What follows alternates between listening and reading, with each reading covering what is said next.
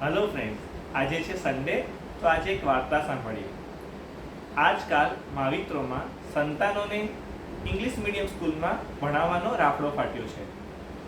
English medium સ્કૂલના નાના ભૂલકાઓ જ્યારે કોઈ સ્ટોરી કહે છે ત્યારે એ લોકો પોતાના અલગ અંદાજમાં વન્સ અપોન અ ટાઈમ એ રીતે બોલતા હોય છે.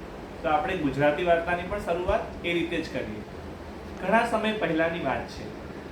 એક નાની છોકરી તેના પિતા સાથે એક રસ્તા પરથી પસાર થતી હોય છે. તેઓ ગમ્મત સાથે અલગ મલકની વાતો કરતા પસાર થઈ રહ્યા હોય છે. રસ્તામાં એક સાંકડી કેડી આવે છે. પિતા કહે છે કે આ રસ્તો થોડો ગંભીર છે, આથી તું મારો હાથ જોરથી પકડી લે. છોકરી કહે છે, પપ્પા, હું તમારો હાથ પકડું એની કરતાં તમે જ મારો હાથ પકડી લો ને.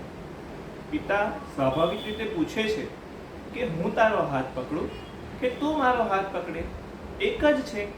ત્યારે છોકરી કહે છે કે પપ્પા, કેડી સાંકડી છે અને હું કદાચ ગભરાઈ જાઉં તો બની શકે કે હું તમારો હાથ છોડી દઉં, પરંતુ મને ખાતરી છે અને વિશ્વાસ છે કે તમે મારો હાથ ક્યારેય નહીં છોડો.